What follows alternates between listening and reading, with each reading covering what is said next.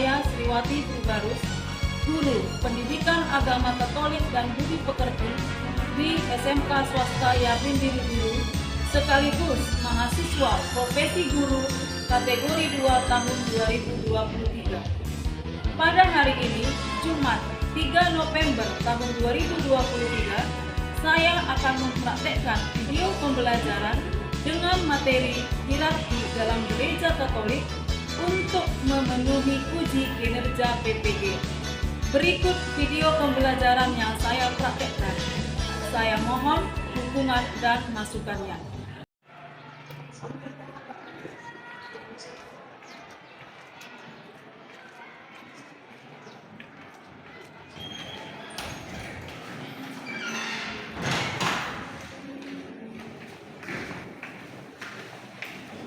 Selamat pagi semuanya.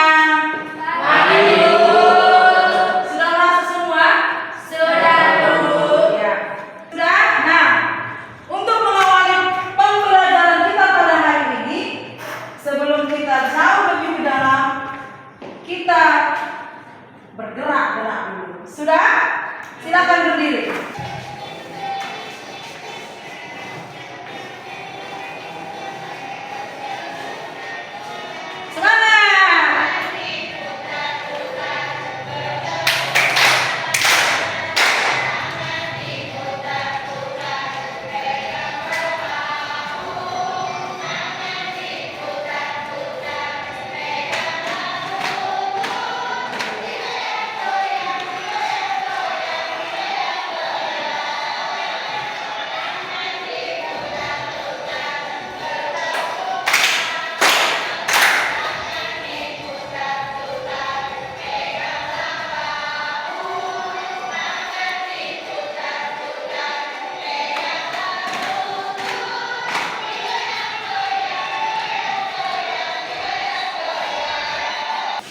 Oke, satu orang yang bawa doa, ambil sikapmu untuk berdoa. Nama Bapa dan Putra dan Roh Kudus. Amin. Yang Bapa yang bertata di kerajaan. Amin. Nama Bapa dan Putra dan Roh Kudus. Amin. Kita absen dulu ya sebentar, biar kita tahu siapa yang tidak masuk. Julius, Kelvin, Rio, Ipon, Rina, absen. Ilhamna, absen. Immanuel, Azan, Loren, Maidela. Tujuan yang ingin kita capai, baca dulu Ipon. Apa tujuan pembelajaran yang ingin kita raih hari ini? Tujuan pembelajaran peserta didik mampu memahami siapa dan apa peran hierarki dalam gereja serta bersyukur atas keberadaan hierarki dalam hidup sehari-hari. Apa yang pembelajaran? Yang pertama, derita. Dan pembelajaran 1. Peserta didik mampu menggali pemahaman, memahami dan mendeskripsikan hierarki dalam gereja Katolik. Ya, silakan. Yang kedua, capaian pembelajaran yang kedua. Baca dulu Ajay. Peserta didik mampu menjelaskan hubungan hierarki dalam gereja Katolik dengan pesan ini, pesan Injil Yohanes 21 ayat 15 sampai 19 secara kritis dan bertanggung jawab. Yang ketiga, Elianta. Dasar dari susunan hierarki dalam gereja Katolik. Yang keempat, Didik mampu menguraikan corak kepemimpinan dalam gereja Katolik secara kritis dan bertanggung jawab. yang kelima, Immanuel. Membuat sebuah refleksi. Peserta didik mampu membuat sebuah refleksi tentang kepemimpinan hierarki yang diharapkan di parokinya. Yang terakhir, Julius. Peserta didik mampu menuliskan sebuah bab untuk para pemimpin gereja. Sekarang, Ibu mau tanya dulu. Minggu yang lalu udah pernah Ibu singgung mengenai kata hierarki, ya kan? Nah, jadi supaya ingatanmu itu kembali mengingat minggu yang lalu, nah apa itu hierarki? Coba diingat. Sudah? Itu yang akan kita bahas pada hari ini. Sudah? Itu nanti kita bahas. Nah, sekarang hierarki bisa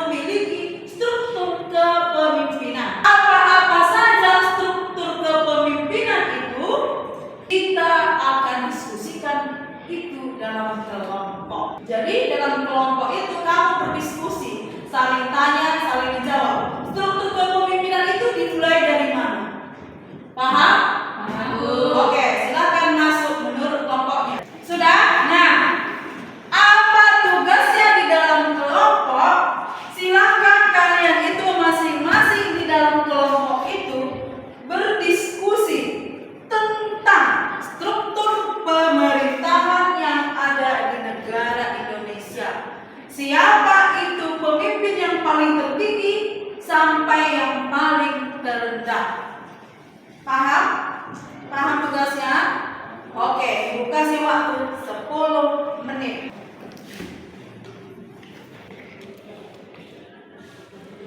Siap?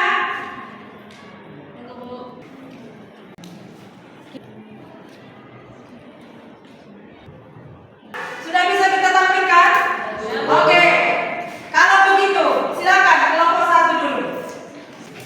Yang lain perhatikan ya.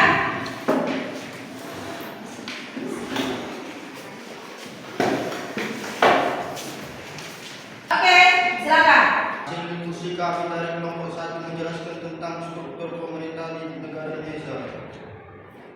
Presiden dan wakil presiden, yaitu kementerian, pemerintah daerah provinsi, gubernur, DPRD provinsi, pemerintah daerah kabupaten atau kota, bupati atau wali kota, DPRD kabupaten atau kota, MPR, DPR, DPD, FA, MK, KI, BPK. MK yaitu peradilan umum, peradilan militer, peradilan agama, peradilan tata usaha negara. BPK perwakilan provinsi. Oke, berikan tepuk tangan. Oke, silakan duduk. Kelompok 4, silakan bacakan apa yang menjadi hasil diskusi kelompok kalian. Hasil diskusi dari kelompok 2 tentang struktur pemerintahan di negara Indonesia. 1. Hierarki pemerintahan. Presiden, gubernur, bapak atau wali kota, camat, dan kepala desa. Iya, berikan tepuk tangan. Oke, silakan duduk. Kelompok 3, silakan bacakan apa yang menjadi hasil diskusi kalian. Perhatikan yang lain, jangan lanjut ketika. Oke. Hasil diskusi dari kami kelompok 3, susunan struktur pemerintahan Indonesia yang pertama adalah presiden dan wakil presiden yang diteruskan oleh pemerintahan daerah atau provinsi, dilanjutkan gubernur, DPR provinsi, pemerintahan daerah atau kabupaten, bupati atau wali kota, DPR kabupaten atau DPR kota, dan dilanjutkan oleh bapak camat, bapak kepala desa, dan RT, RW dan RT. Sekian. Oke, berikan tepuk tangan. Duduk. Hasil diskusi kalian itu semuanya benar. Kalau dikatakan struktur kepemerintahan dalam negara Indonesia itu pasti dimulai dari presiden dan wakilnya. Peran hierarki dalam gereja Katolik. Nah, minggu yang lalu pun sudah ibu singgung hierarki itu apa? Sudah? Nah, hierarki itu adalah struktur kepemimpinan di dalam gereja Katolik, yang mana nanti itu ada 4 yang dimulai dari paus, uskup, imam, dan diakon. Nah, kita perhatikan dulu. Pengantar. Gereja sebagai persekutuan umat juga memiliki struktur kepemimpinan hierarki supaya dapat mewartakan, melayani, dan mengembalakan umat Allah hingga akhir zaman. Menurut ajaran gereja, pimpinan gereja diserahkan kepada para hierarki sebagai pengganti para rasul. Kita lihat yang pertama, arti dan dasar munculnya hierarki. Inilah yang disebutkan tadi. Kata hierarki itu berasal dari bahasa Yunani, yaitu hieros dan arke. Apa artinya? Pemerintahan kudus. Nah, jadi hierarki itu adalah tingkat-tingkat jabatan atau tingkat-tingkat kepemimpinan yang ada di dalam gereja Katolik. Nah, lihat gambar di depan. Di situ ada 4 gambar. Nampak? Ada 4 gambar, tetapi itu belum berurut. Ibu akan tanya nanti satu orang, dia sudah paham atau belum struktur kepemimpinan dalam gereja Katolik. Nah, karena itu belum berurut, ada 4 tetapi belum berurut. Oke, sekarang Rio berdiri. Nah, sekarang lihat mana hierarki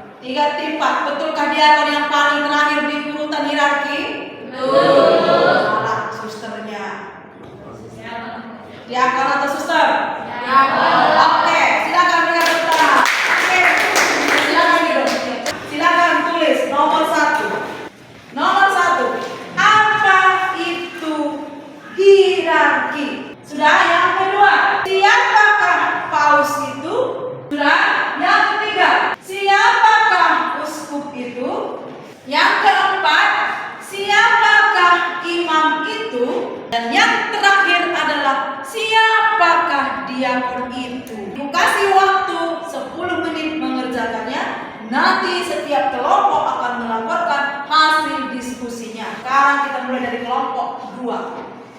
Oke, silakan bacakan hasil diskusi kalian. Hasil diskusi kami yang nomor 2 yaitu uskup untuk wali gereja atau biskop adalah pimpinan gereja setempat yang bernama keuskupan dan merupakan bagian dari hierarki gereja Katolik. Nama staf paus.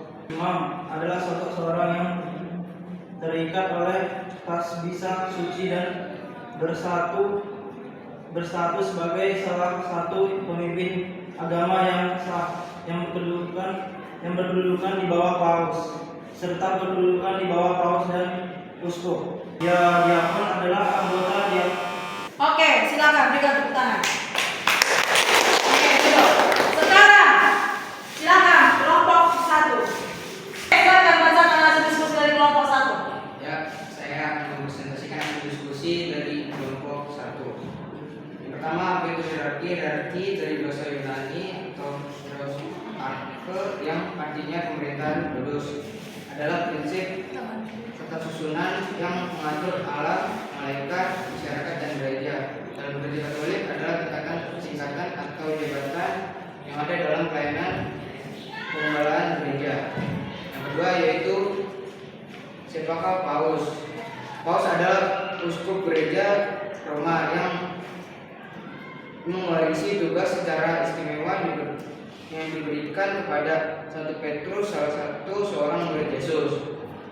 Yang ketiga, uskup adalah pimpinan gereja setempat yang bernama keuskupan dan merupakan bagian dari hierarki gereja Katolik Roma setelah Sri Paus. Yang keempat adalah imam adalah sosok seorang yang terikat oleh tabisan suci dan salah satu pimpinan agama Katolik yang sah, yang berkedudukan di bawah paus serta uskup atau pimpinan suatu gereja terdekat. Kelima adalah diakon. Diakon adalah pelayan sabda, pelayan altar dan pelaku karya amal kasih. Ya, bagus. Silakan berikan tepuk tangan buat kawannya. Oke, silakan bacakan hasil diskusinya. Hasil diskusi kami dari kelompok 3 yaitu 1. Apa itu hierarki? Hierarki adalah struktur kepemimpinan gereja Katolik. 2. Siapa paus itu? Paus adalah pemimpin gereja Katolik di seluruh dunia.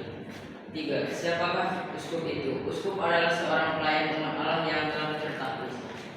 4. Siapakah imam itu? Imam adalah pelayan Kristus dan secara sah melalui penumpangan tangan uskup untuk ditakliskan. 5. Siapakah diakon itu? Diakon adalah pelayan sabda, pelayan altar dan pelaku karya amal kasih. Oke, silakan berikan tepuk tangan buat kawannya.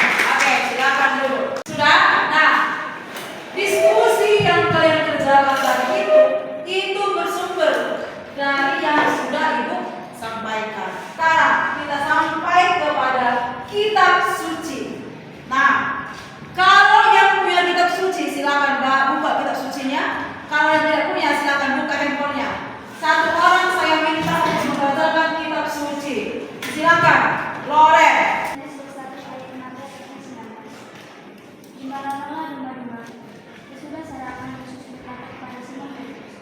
Dari kitab suci yang sudah kita baca tadi, ada 3 pesan dari Injil tersebut.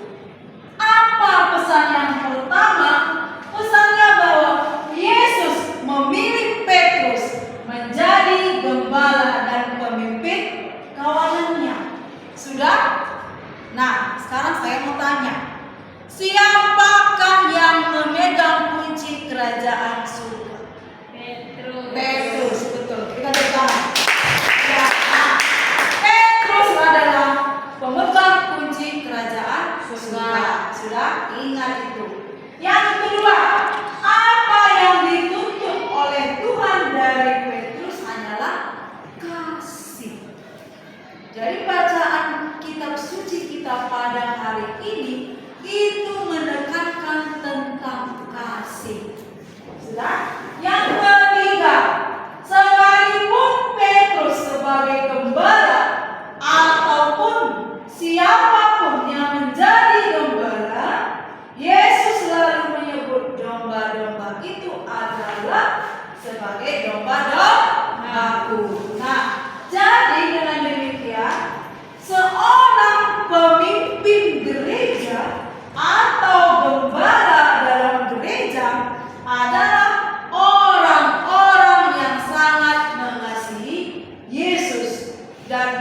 dia menyerahkan nyawanya untuk Yesus dan umat gembalaannya. Sekarang kita tonton dulu ada video. Nah, di sini akan disampaikan siapa Paus itu dan apa tugasnya. Perhatikan nanti baik-baik ya. Hierarki dalam gereja. Apa hierarki? Bagaimana hierarki? Dan siapa saja yang masuk di dalam hierarki? Saudara kecil umat, Tuhan, ketika pemimpin ibadah mengatakan Bapak nanti atau Ibu nanti mendoakan intensi untuk hierarki gerejanya, oke siap. Di bagian doa umat didoakan demikian. Bagi kaum hierarki, Bapak dalam surga berkatilah hierarki kami sederhana yang kita buat tentang hierarki itu sebenarnya sudah dimulai sejak zaman para rasul, yaitu Petrus sebagai kepalanya dan menjelaskan. Dan sekarang kita kenal ya, ada dialog di dalam gereja kita. Sebagai salah ucapan ya. Baik, yang masuk di dalam hierarki itu yang pertama Paus, kemudian yang kedua Uskup, yang ketiga Imam, dan yang keempat Yakub. Jadi hanya 4 ini masuk di dalam hierarki gereja Katolik ya, saudara-saudari. Jadi kita tambahkanlah Paus, Uskup, Imam, dan Yakub. Nah, mari kita lihat sekilas tentang masing-masing. Pertama Paus adalah sebagai uskup Roma menggantikan sebuah jabatan yang dikenakan kepada uskup Roma yang menggantikan Petrus. Tetapi Paus itu sendiri adalah seorang uskup. Baik, kemudian yang kedua, Paus itu sebagai kepala gereja Katolik universal. Koordinasi saudara-saudari ya, seorang Paus atau boleh dikatakan gereja Katolik umat yang menunjukkan berbagai begitu punya garis komando yang luar biasa jelas. Gereja Katolik punya sebuah garis. Hierarki dibedakan dalam 2 bagian. Yang pertama, ada hierarki tahbisan, ada hierarki jabatan. Nah, apa tugasnya hierarki tahbisan ini? Apa tugasnya? Yaitu berurusan dengan ibadat. Nah, jadi siapa hierarki yang berurusan dengan bagian ibadat? Itu adalah imam dan diakon. Itulah tugas dari hierarki tahbisan. Nah, yang kedua, apa tugas dari hierarki jabatan? Itu adalah mengurus pemerintahan dan ajaran gereja. Siapa saja yang bertugas di situ? Itu adalah Paus dan dewan para uskup. Nah, jadi para hierarki pun memiliki tugas dan para hierarki pun dibedakan menjadi 2 kelompok. Paham? Sudah? Nah, lihat struktur hierarki dalam gereja Katolik. Gambar siapakah itu? Paus. Nah, kita lihat apa yang menjadi tugas Paus. Sudah? Paus yang berkedudukan di Vatikan Roma itu adalah pengganti Rasul Petrus. Yang kedua, gambar siapa ini? Uskup. Siapa yang sudah pernah bertemu uskup? Apa tugas pokok uskup? Nah, ini dia. Mempersatukan dan mempertemukan umat. Itulah tugas pokok dari para uskup. Kita lihat hierarki yang ketiga. Siapa ini? Imam.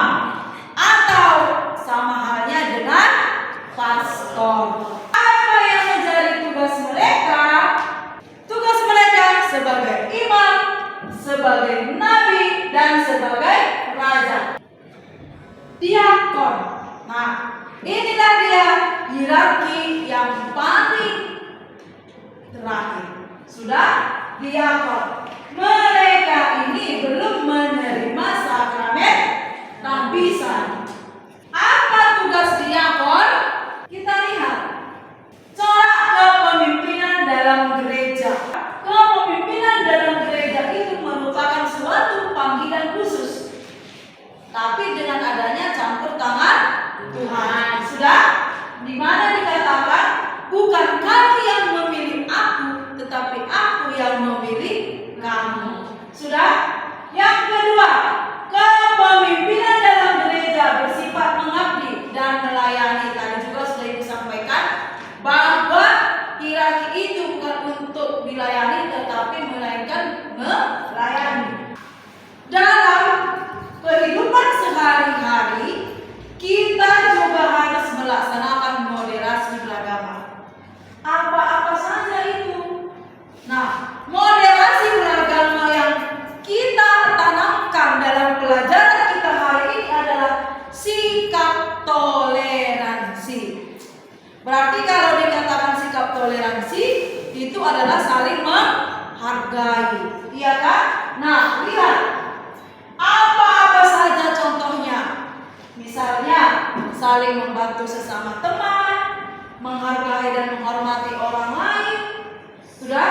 Tidak memaksakan agama dan tidak membedakan teman.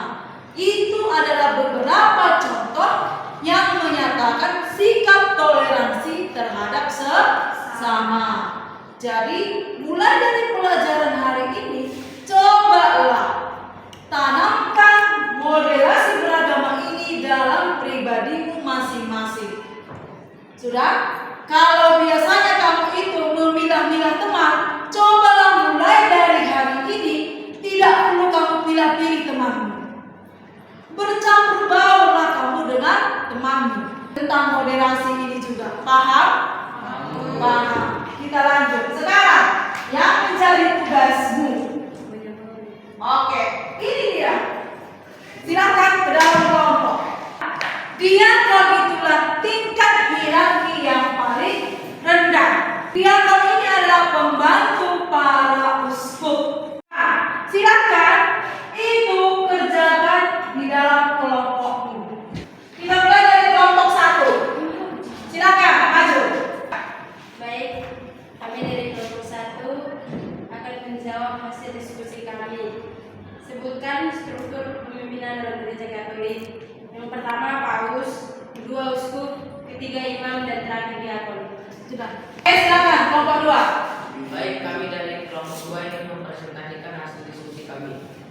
Struktur kepemimpinan dalam gereja Katolik. Yang pertama paus. Paus adalah pemimpin tertinggi umat Katolik di dunia. Fungsi paus adalah menjadi pemimpin tertinggi umat Katolik seluruh dunia. Yang kedua, uskup. Uskup atau wali gereja atau biskop adalah pimpinan gereja setempat yang bernama keuskupan dan merupakan bagian dari hierarki gereja Katolik Roma setelah paus. Fungsi uskup adalah menyebarkan Injil atau kabar gembira. Baik, terima kasih atas kesempatan yang diberikan kepada kami. Di sini kami akan membacakan hasil daripada diskusi kami. Yang pertama, sebutkan struktur kepemimpinan dalam gereja Katolik. Struktur kepemimpinan dalam gereja Katolik yaitu yang pertama paus, uskup, imam, dan diakon. Yang kedua, siapakah paus dan fungsinya? Paus adalah pimpinan gereja Katolik di seluruh dunia dan berfungsi untuk menyebarkan kekristenan dan penyelesaian berbagai masalah doktrinal. Yang ketiga, siapa uskup dan fungsinya? Uskup adalah seorang pelayan yang tertahbis yang memegang penuh sakramen dan berfungsi untuk mewartakan Injil atau kabar gembira dan menggembalakan umat Tuhan. Apa kesimpulan dari hasil diskusi kalian tadi? Nah, yang pertama, struktur kepemimpinan dalam gereja Katolik adalah paus, uskup, imam, dan diakon. Nah, yang kedua, siapa paus itu? Paus adalah pemimpin tertinggi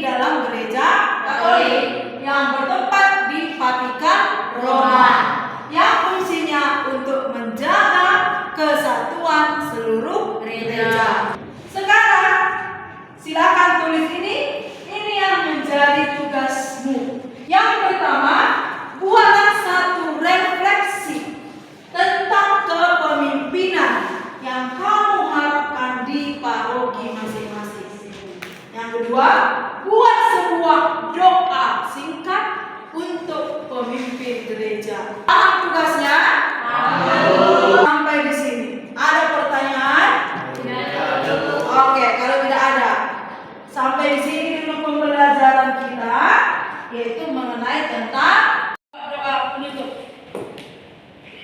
Siapa yang boleh menutup? Mari, silakan. Ambil sikapnya untuk berdoa.